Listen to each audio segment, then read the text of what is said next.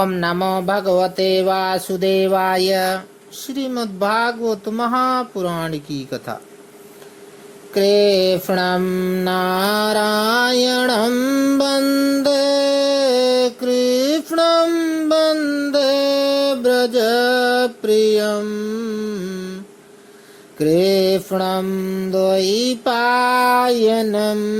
वन्दे, कृष्णं वन्दे पृथासुतम्। अथ चतुर्थस्कन्ध तृतीयोऽध्यायः। सती का पिता के यहाँ यज्ञोत्सव में जाने के लिए आग्रह करना। बोलो वृंदावन बिहारी लाल की जय। बोलो विष्णु भगवान की जय। बोलो शंकर भगवान की जय।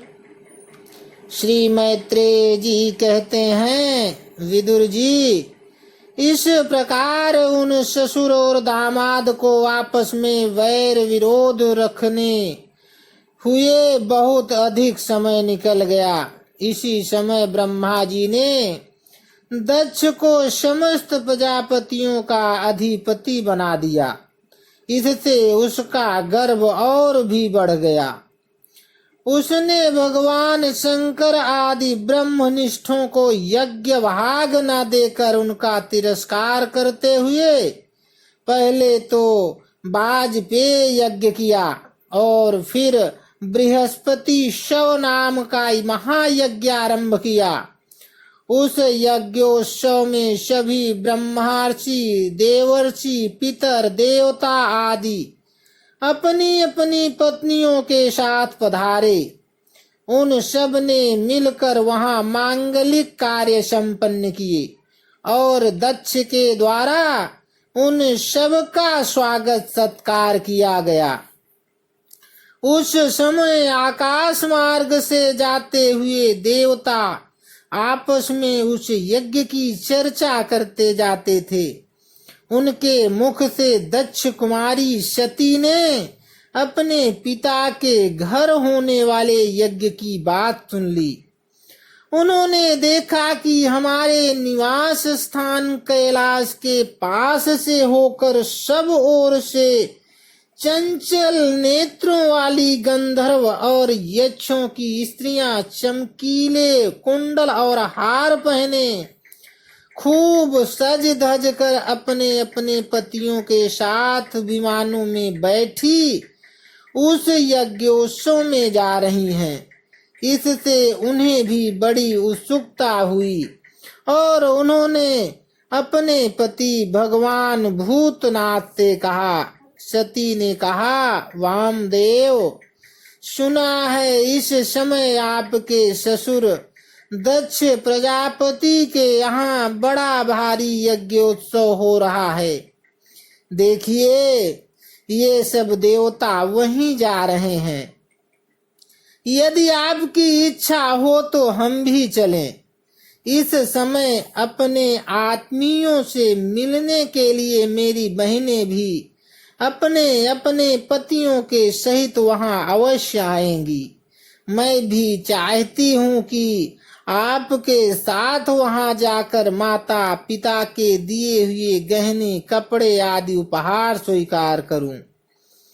वहां अपने पतियों से सम्मानित बहनों, मौसियों और स्नेहाद्रता हृदया जननी को देखने के लिए मेरा मन बहुत दिनों से उत्सुक है। कल्याणमय इसके सिवा वहां महर्षियों का रचा हुआ श्रेष्ठ यज्ञ भी देखने को मिलेगा। अजन्मा प्रभो, आप जगत की उत्पत्ति के हेतु हैं। आपकी माया से रचा हुआ यह परम आश्चर्यमय त्रिगुणात्मक जगत आप ही में भास रहा है, किंतु मैं तो स्त्री स्वभाव होने के कारण आपके तत्व से अनभिज्ञ और बहुत दीन हूँ। इसलिए इस समय अपनी जन्मभूमि देखने को बहुत उत्सुक हो रही हूँ।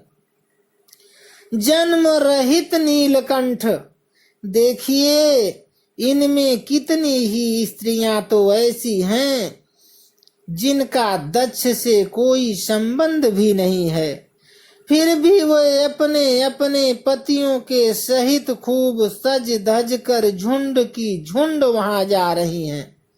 वहां जाने वाली इन देवांगनाओं के राजहंस के समान श्वेत विमानों से आकाश मंडल कैसा सुशोभित हो रहा है।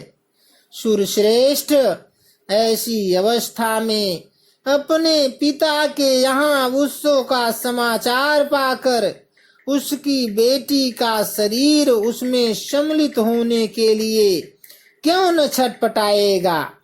पति, गुरु और माता पिता आदि सुहृदों के यहाँ तो बिना बुलाए भी जा सकते हैं। अतः देव, आप मुझ पर प्रसन्न हो।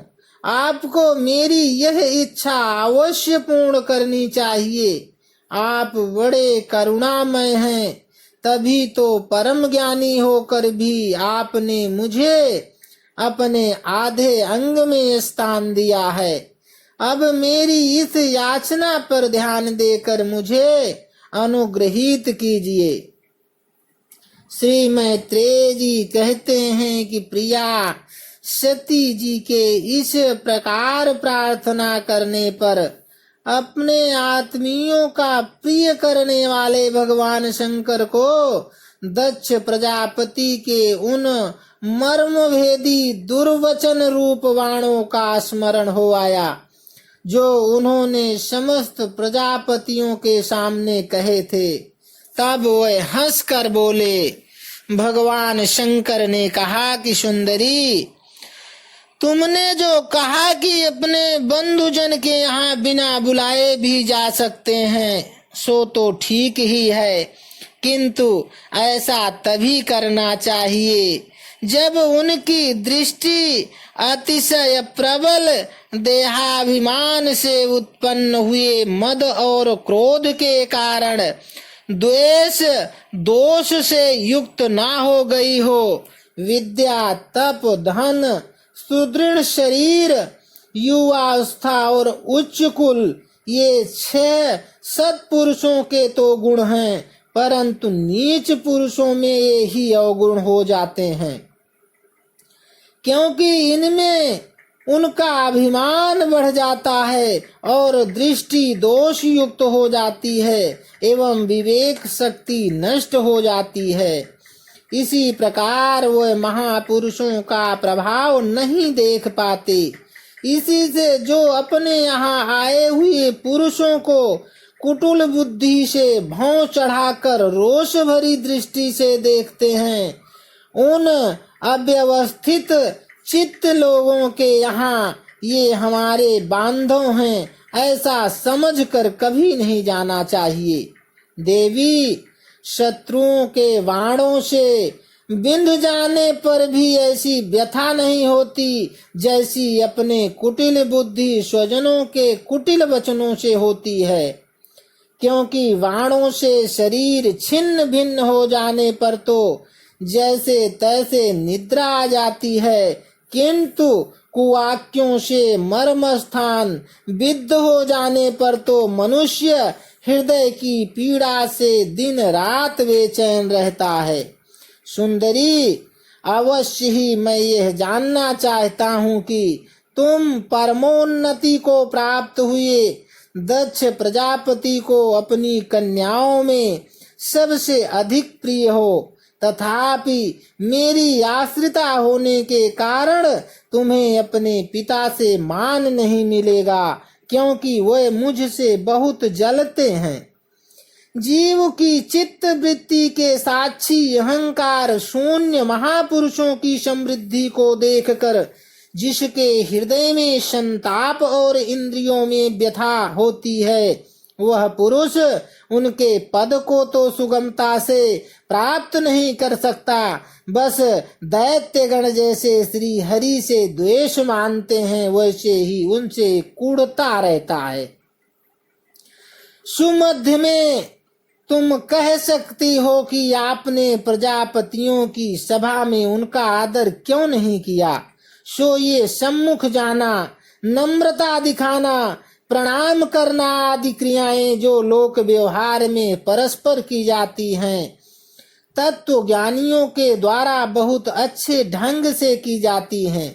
वे अंतर्यामी रूप से सबके अंतःकरणों में स्थित परम पुरुष वासुदेव को ही प्रणामादि करते हैं, देहाभिमानी पुरुष को नहीं करते। विशुद्ध अंतःकरण का नाम ही वसुदेव है, क्योंकि उसी में भगवान वासुदेव का परोक्ष अनुभव होता है। उस शुद्ध चित्त में स्थित इंद्रियातीत भगवान वासुदेव को ही मैं नमस्कार करता हूँ।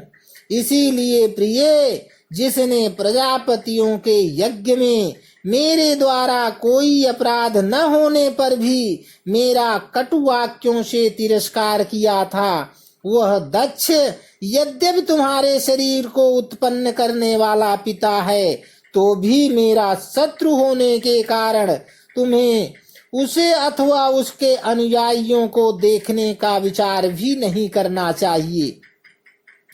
यदि तुम मेरी बात न मानकर वहां जाओगी तो तुम्हारे लिए अच्छा न होगा, क्योंकि जब किसी प्रतिष्ठित व्यक्ति का अपने आत्मीय जनों के द्वारा अपमान होता है, तब वह तत्काल उनकी मृत्यु का कारण हो जाता है। इति श्रीमद्भागवते महापुराणे पारमहंस्यां संहितायां चतुर्थ स्कंधे उमा रुद्र संवादे तृतीयोऽध्यायः संपूर्ण। बोलो वृंदावन बिहारी लाल की जय।